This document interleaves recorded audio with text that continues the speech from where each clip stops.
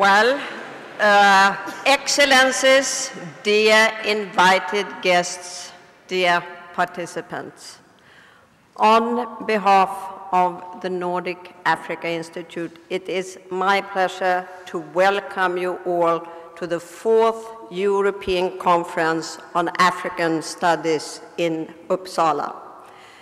It has been a long journey since my first annual meeting with AGES in Edinburgh 2006, when the idea of hosting this conference was born. I had joined the Nordic Africa Institute in January the same year, and the encounter with all AGES members was inspiring.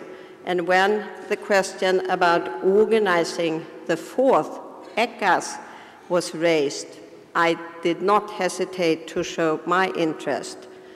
How little did I know about the challenges which lay ahead of us at the Institute.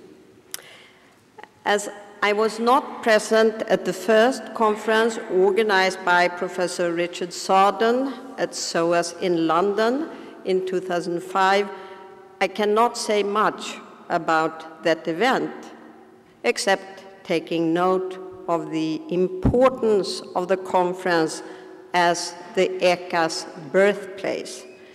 In Leiden in 2007, where the second ecas was organized by the Center for African Studies, I realized that this was an event requiring both dedication and skills.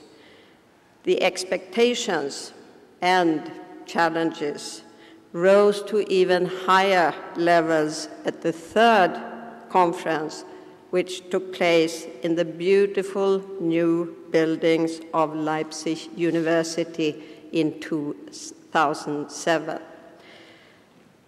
And in continuing what has now become a tradition, we are happy to note the increasing number of participants from all corners of the world. Today, we are extremely proud to have managed to bring together several important African studies associations, including CODESRIA, Austria, Africa Economic Research Consortium, the African Capacity Building Foundation, but also the Indian Association of African Studies, the American Association of African Studies, and maybe more. Starting today and running through Saturday, we will have the opportunity of choosing between 152 unique panels with 230 panel sessions. We can listen to 3 keynote speeches, participating in 7 round-table discussions on topics ranging from China-Africa relations, Africa's growth prospects and natural resources, the European Union in Africa, to PhD training program in sub-Saharan African higher education institutions, and decolonizing African studies, an agenda for future collaboration. We are also happy to note that the conference has drawn a record number of publishers. For those of you who have for long been looking for specific works by scholars on Africa, I'm certain you will have a good chance to find them here. There will be an interesting film program starting on Thursday tomorrow and running through the full day of Friday. There will be book launches, 2 photo exhibitions, and also a meeting with NAI guest writer Chris Mlalasa from Zimbabwe.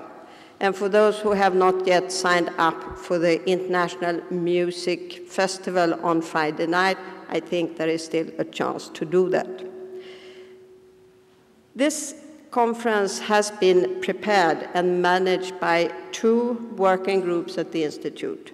The academic group has been headed by NAI Research Director Fanto Cheru, and the administrative group has been headed by Tanja Berger. And I would like to express my sincere thanks to them in particular, but to everyone at the Institute for their dedication and hard work. Everyone has been involved. Our Policy and Research Support Unit, the Communications Department, the Unit for Administration and Human Resources, the Library, and of course, our researchers, with support from a Nordic committee for the selection of panels. Thank you all. And thank goes also to Aegis, who trusted us to be the organizers. Needless to say, a conference of this size costs money. You have all contributed, but without the additional funds which we have received from the Swedish government, SIDA, the Swedish International Development Cooperation Agency, Riksbankens Jubileumsfond, the Swedish Research Council, the Norwegian Research Council, the Finnish Ministry for Foreign Affairs, the City of Uppsala, Aegis, and the African Capacity Building Foundation, we would not have been able to make it. So to all of you, thank you. And this brings me to the end. The fourth ecas takes place in an unusually dramatic period of our history.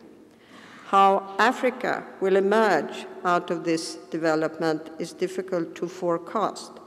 And to highlight this in a more profound way, Professor Fanto Cheru will now give us an introduction to the theme of this conference, African engagements on whose terms. Thank you all, and have a very nice conference.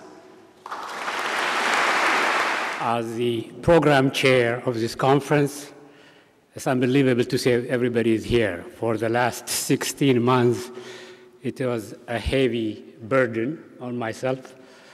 I was this imagination, but it is here. We finally are here, so I'm very thankful to see all of you here. Let me briefly just introduce the theme of the conference, which you are all well aware of. I think as interest on ecas has grown tremendously in a very short years, the choice of African engagement on whose terms as the theme of this year's conference is appropriate and timely if ecas is to remain an important platform for promoting a vibrant, exciting research culture on African studies in Europe. But in order to do that, we cannot continue as a community to dilly-dally around very sensitive issues when it comes to the production of knowledge on Africa. Let's be frank, the study of Africa is a contested terrain, sometimes bitterly so. Although much has changed over the past decade or so, the vocabulary is still binary. Us versus them. Considerable research driven by these motives still exists, feeding African suspicions. You only have to look at the bibliography section of any article or book written by a Western scholar on Africa, and you hardly see any reference to African sources. No reference to any published works by African scholars, even work published inside the continent, as if there are no scholars in the African continent. Just to illustrate my point, our chief librarian conducted a small survey about a year and a half ago of our own researchers, which is a small team of researchers at NAI, asking them how many of them make use of huge amount of books and journal articles that the Institute purchases every year from the continent. The survey, not scientific, indicated that many of them do browse, some even read through these African published journals and books, but they will not cite them in their articles because they fear the journal editors, so-called gatekeepers, might look at their manuscript negatively and reject them if the manuscript contains too many citations published by African scholars.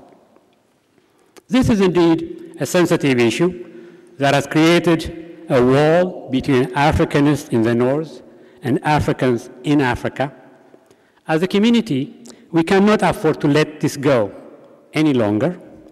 I don't believe we can resolve this divide at this conference, but a greater effort must be made by individual scholars, by department heads at universities to create a culture of openness rather than sustain what I call gated communities, whereby no one is let in, no one is let out.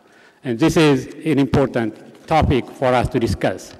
This is why we took the challenge to open this debate.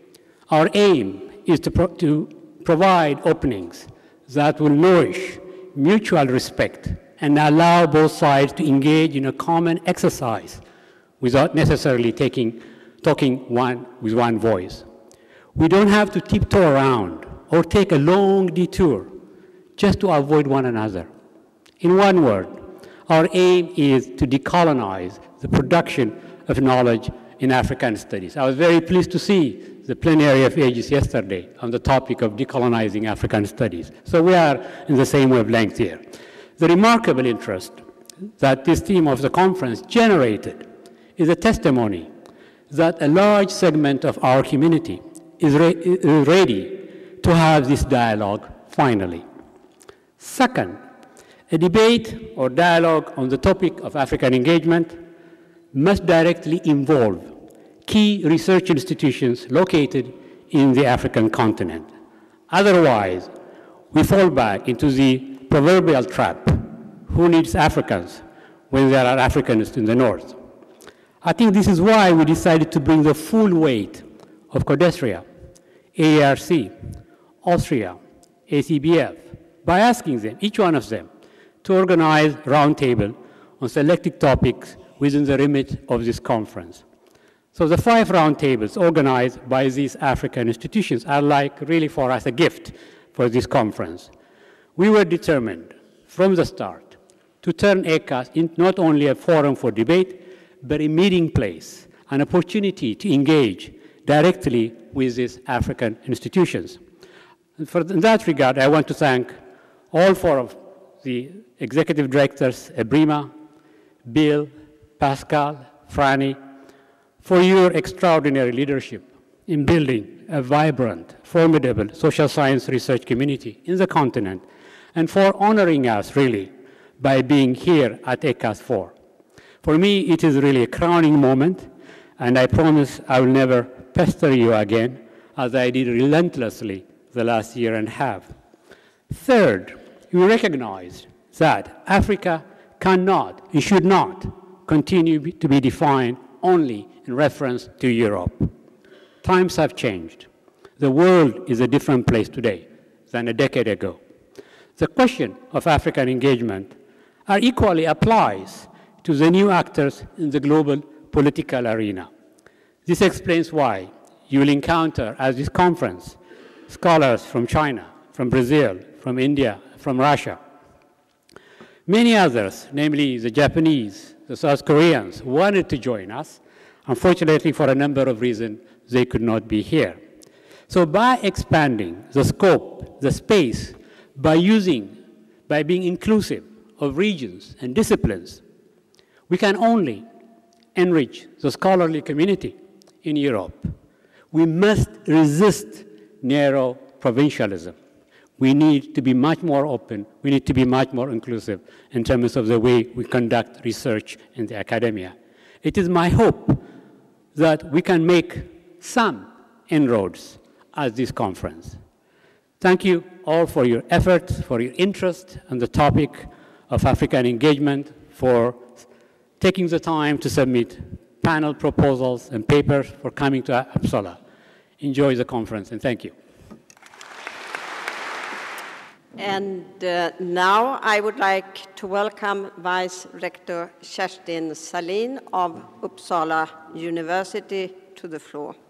Kerstin Salin has been a strong supporter of ecas, and through her work within the network SUNNORD, the Southern Africa Nordic Center, she has her own personal experience of cooperation between Nordic and African academic communities.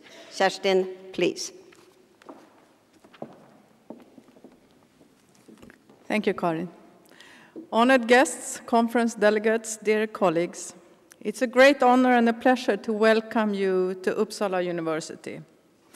Let me begin by saying how pleased I am that Karin Norberg and the Nordic Africa Institute approached us quite some time ago to ask if we wanted to co-organize this conference, this ecas conference. I think it is most appropriate that this conference is held in the premises of Uppsala University, because African studies form a very important part of research and education here in Uppsala. Just to learn about ourselves and to understand how important studies of Africa and collaboration with Africa in terms of research and education is, we have just performed a mapping exercise trying to learn how much we do in relation to Africa. And just briefly, some of the results are that we were right in thinking that we have a lot of collaboration with Africa and a lot of studies on Africa, even though it's not organized as centers of African studies or the like. They are spread throughout the university. We have a long tradition of studies on Africa. Maybe those studies do not go all the way back to the founding year of the university in 1477, but we see clear connections back to at least the 1700s, just to mention one date with the Linnaeus disciples going to Africa. However important it is to stress the history, this is certainly not only history, but today we have a very active and lively and fruitful collaboration with many parts of the African continent. And our mapping exercise also showed that those studies and collaborations are found all over the university, in all our faculties, the humanities, the social sciences, the law faculty, the natural sciences and technology, educational sciences, medicine, and pharmacy. And I would also like to stress that those studies are not one-directed, but they are really mutual collaborations, a dialogue. And I could not agree more with Fantushero saying that openness and a mutual dialogue in those studies is extremely important. As a social scientist, I think it is important to stress over and over again that if we are to build knowledge about the world, we have to study the whole world and not to be too provincial. So I was happy to learn from our mapping exercise that we do have a very mutual dialogue in our African studies and in our collaborations.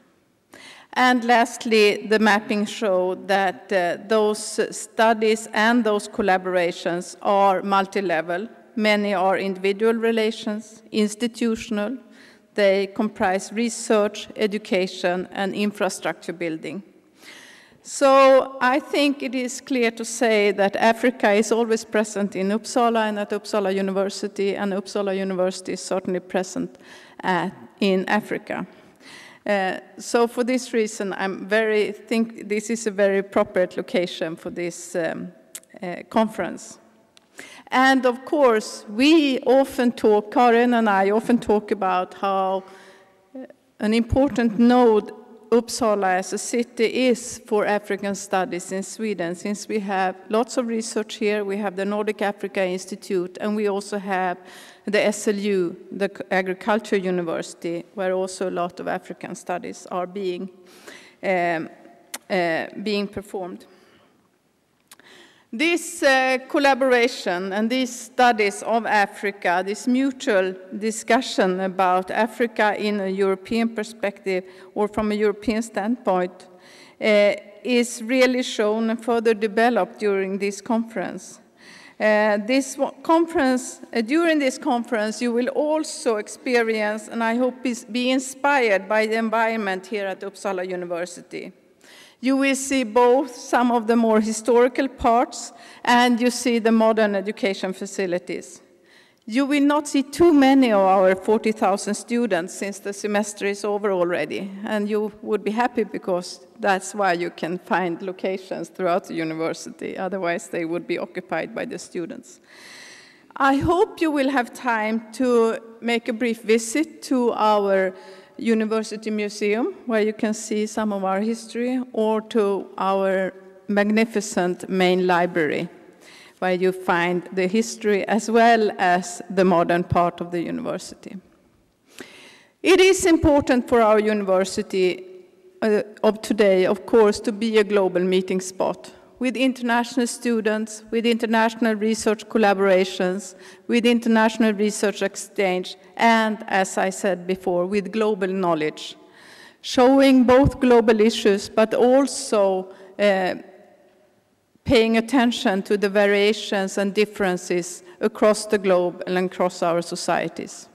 So you certainly, with this conference, contribute to this international dimension, both of our university and of knowledge development. So I want to end by welcoming you again, thanking you for visiting us and for contributing to strengthening the ties between the academic milieu of Uppsala and of the African continent and primarily of studies of Africa, and for contributing to this lively international atmosphere of Uppsala as a city. So again, welcome to Uppsala University, and I wish you a successful conference. Thank you very much, Kerstin. And as I told you before, we have received funding from several sources. And our first and main contribution has come from SIDA, the Swedish International Development Cooperation Agency, for supporting African scholars to come to the conference. So it is therefore a pleasure for me to introduce Lena Ingelstam, Director of the Global Programs Department at SIDA. Please, Lena.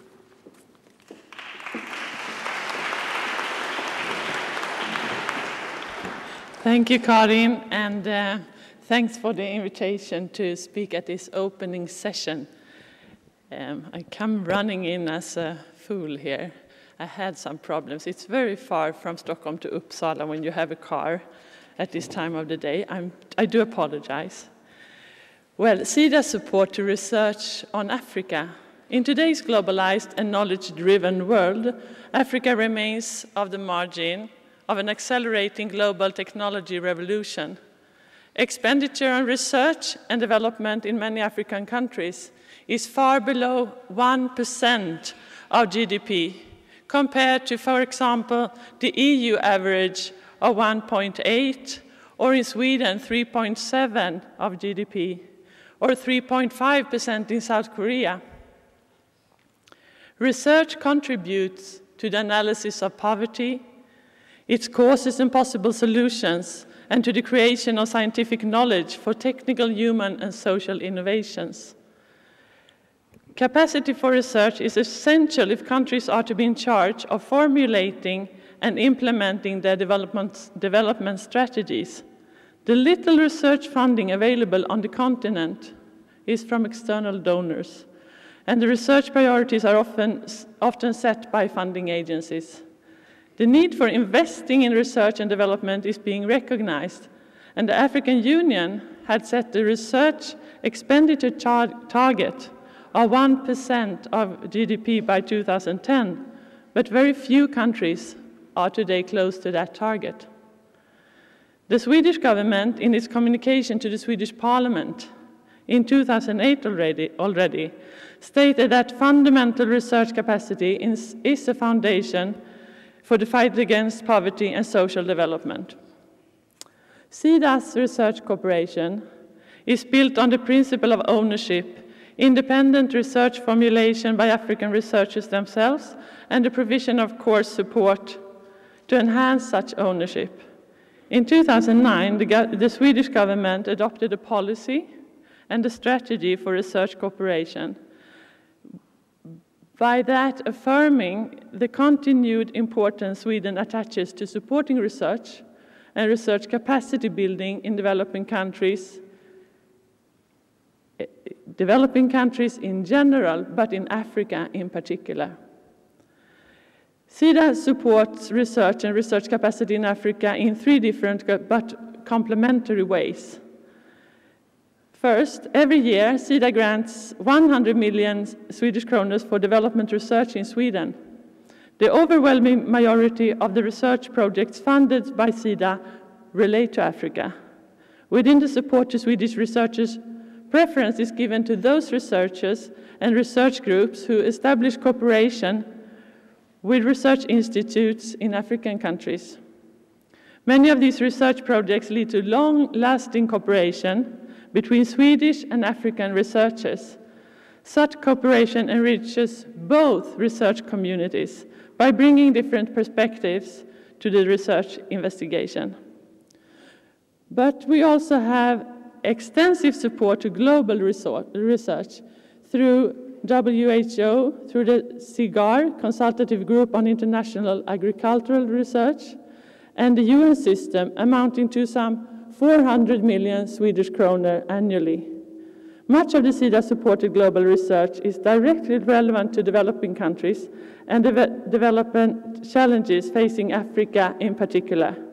Again here, through continued dialogue, SIDA encourages global research organizations to focus more and more on problems related to developing countries and encourage the participation of researchers from developing countries. Knowledge produced by global research organizations feed into global policy making and hence directly affecting conditions in developing countries through the normative roles the UN system and other multilateral bodies can play. But more importantly, SIDA supports research and research capacity building in Africa through bilateral and regional cooperation, amounting to about 500 million Swedish kronor annually. And that SIDA support is geared to the production of new knowledge relevant for development, as well as to creating a self-sustaining research capacity locally. SIDA believes that African researchers themselves should have the opportunity to formulate the research problems and conduct high-quality research, and thereby contributing to evidence-based policies and actions in the different areas of socio-economic development of their continent. SIDA has bilateral research cooperation with 6 African countries: Burkina Faso, Ethiopia, Mozambique, Rwanda, Uganda, and Tanzania. SIDA also supports about 10 regional research organizations in various fields of science. I think that today, African researchers are more and more becoming respected voices when it comes to issues of development concern for the continent. It is no more the old colonial African studies where Africans were the object of investigation, but today it's a new era where you as African researchers take charge of your own problems and finding context-specific solutions to the same. We at SIDA, we are very pleased to see a fast-growing and consolidating African research community of high world standard. And we are also proud to have contributed to that over the past 30 years. The very fact that at this European conference, 5 of the 7 roundtables are organized by long-time SIDA research partners, the African Economic Research Consortium, the Council for the Development of Social Science Research in Africa, and the Organization for Social Science Research in Eastern and Southern Africa, is testimony to the strength of African research community. SIDA's support to research has been instrumental in contributing to the creation of an extensive network of African research community in a wide range of fields critical for the development of the continent. By pooling together the severely limited intellectual resources on the continent, suitable structures for quality research and research capacity building has been created. These structures have been critical for the production and maintenance of a pool of knowledge and expertise essential for increased African ownership of the continent's development. The conducive environment being created for research reduces the brain drain Africa has been suffering from.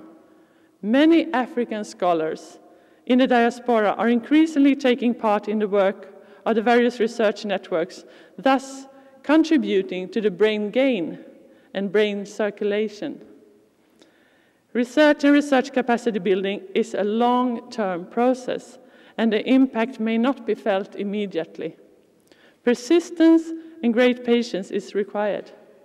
As a result of a long and persistent commitment, there is now growing evidence that the research and research capacity building supported by SIDA are beginning to have visible and strong impact on policy and programs in fighting poverty and making significant contribution to the continent's long-term development. The growing body of research in Africa thus needs to be utilized more effectively in policy making and in the production sphere.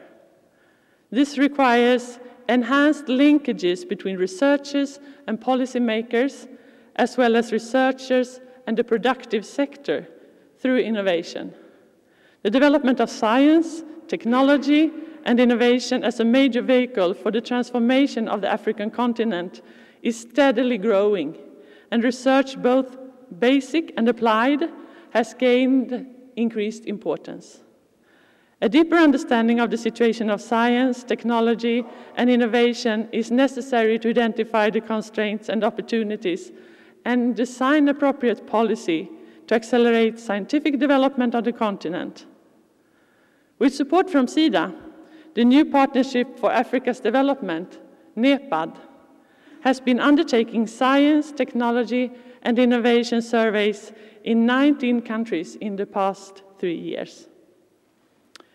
Building capacity for the collection and analysis of data on science, technology, and innovation has been the major objective of this continent-wide survey. NEPAD, Planning and Coordination Agency, jointly launched the first ever African Innovation Outlook this year, 24th of May, in Addis Ababa. The publication provides a wealth of data and reflections which will be useful in designing national and regional policies for the promotion of science, technology, and innovation. Honored guests, conference delegates, and friends, SIDA will continue to support Africa's efforts to build its research capacity and take its rightful place in international research collaboration as an equal partner. Thank you. Thank you, Lena. And our next speaker is Professor Paul Nugent, Director of the African Studies Center at Edinburgh University, where he holds the chair in Comparative African History. He is also the director of ABORN, the Africa Borderlands Research Network. Today, he is speaking in his capacity as president of AGIS. Please, Paul.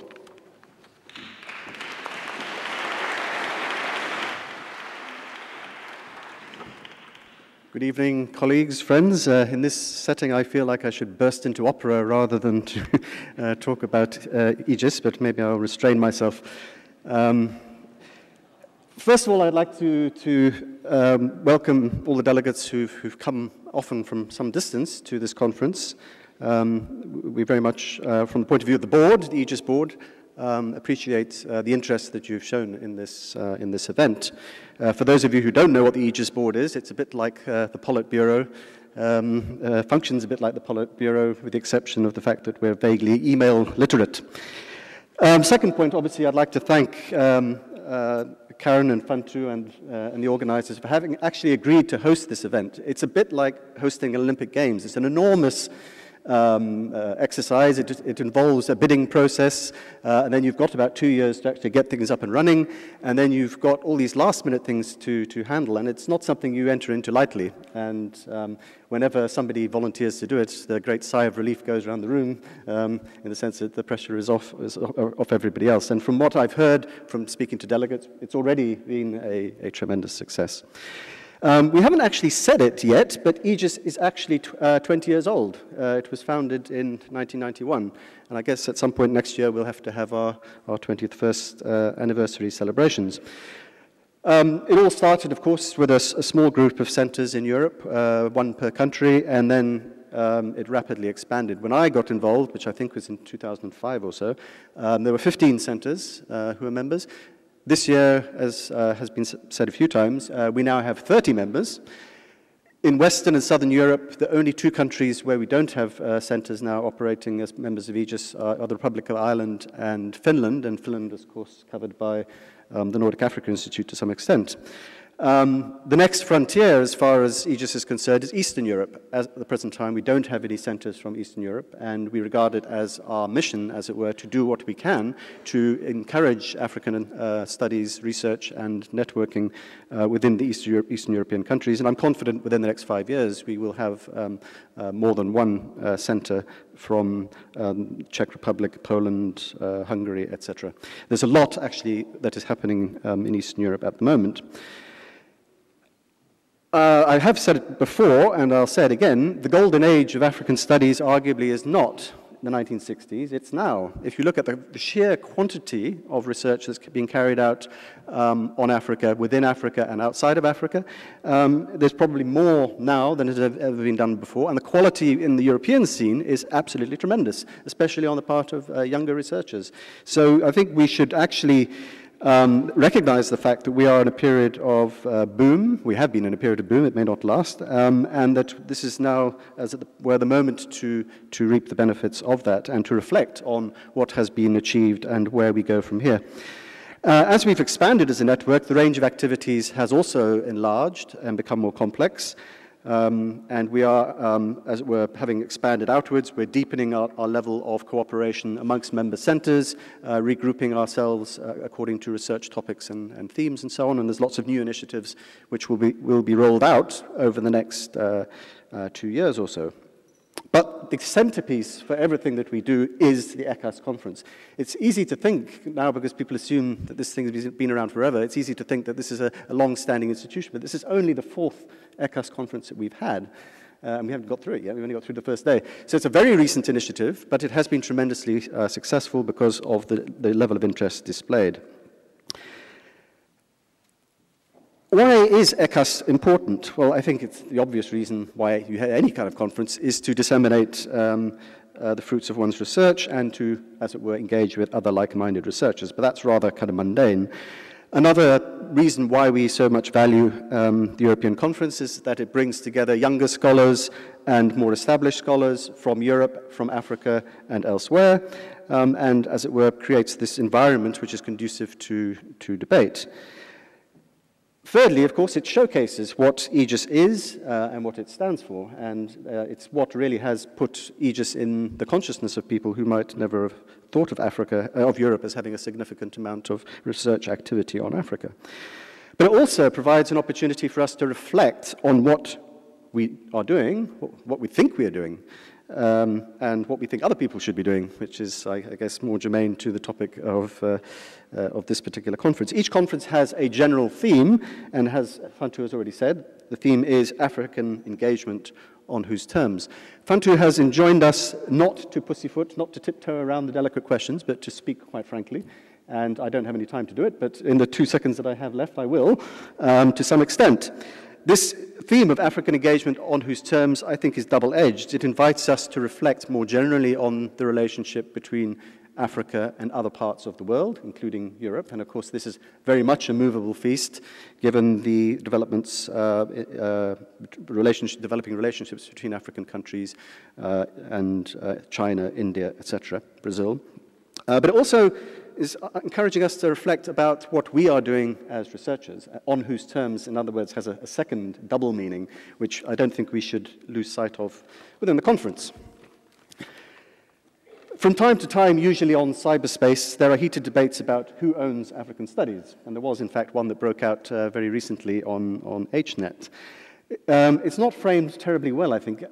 Ownership is not a thing, it's not a bicycle. Nobody owns African studies to that extent. But you know what they're getting at. The question is who actually sets the agenda that shapes what African studies is. And this is a serious question, and it's got to do partly with issues of what you regard as important, but it's also got to do with very crude calculations about money. One cannot carry out any kind of meaningful research without resources, and of course the resource imbalances are enormous. In Ghana, it's sometimes said amongst researchers that you can sort of judge the power, the finance power structure according to what people drive or don't drive.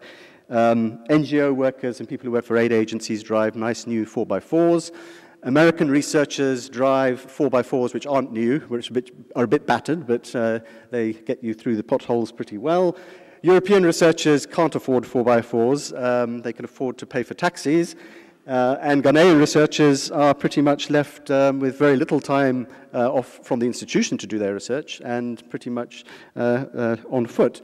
And that power imbalance is something that is widely recognized. Now, there are big changes afoot on the European scene as regards funding. There's a lot more pressure, there's a lot more interest on the part of national funding agencies on pooling their research funds and having, as it were, European bids. The science model of research is being imported into the humanities and social sciences, so now the lone researcher is increasingly looked upon as a bit arcane and a relic of the past, and now we're all supposed to be doing things collectively. So there are big changes on the way. Now, the structuring of funding can affect African-European partnerships in very fundamental ways. A lot of the emphasis now is both by national funding agencies and European agencies is having African partners. But a lot of this is, I would say, rather rhetorical. It's a bit like aid speak when people talk about ownership of the process. You're told you have to own it. Well, once you've been told you have to own it, you don't own it. I mean, it's clear, that's kind of clear. And a similar kind of dynamic operates in relation to some research funding initiatives as well, where you're told that the African partner is running the show, but in fact, the African partner isn't running the show, or at least it isn't functioning quite in the way that it does on paper. And there are some really difficult issues here. It's not simply a question of the will to cooperate. The fact of the matter is that there are very practical barriers to cooperation, research cooperation. Institutions on this side don't necessarily function in the most logical way, and many institutions in Africa don't function hardly at all in terms of supporting research. So doing collaborative stuff is a lot harder than it sounds when people say, well, yeah, we should have partnerships. Yes, but you've got to be recognized that it's going to be awfully difficult. The nature of this funding relationship, therefore, is transforming the way in which African and European researchers can engage in ways which are positive, but also somewhat problematic. But it's also posing a problem, I think, for African studies itself, which is that the funding model is now very much one based on relevance, which necessarily skews what is important towards the things that the people who fund it think are important. And what we as European researchers have to be very wary of is turning African studies into a kind of a model of a refraction of the funding model, if you like. so that it simply becomes an extension of development studies or peace and conflict studies. There is a big space for all of that, of course. We need research on African sanitation, urban sanitation. We need research on HIV/AIDS. I mean, I could multiply the list. But we also need research on African literature. We need research on African film. We need research in African history. All of those things are as important as the stuff which is the hard side of African studies. And although the funding for this is much more problematic, I think it is incumbent upon aegis to maintain that and to push the point that African studies is not development studies. It is related, but it is separate. So winding up then, on this theme of that Fantu has raised, I think all of us around the room who work in European centres recognize that things could be done an awful lot better. Our relationships with African institutions could function much better than they do, and I think most people would accept that and accept the criticism that goes with it. I think that's fair enough.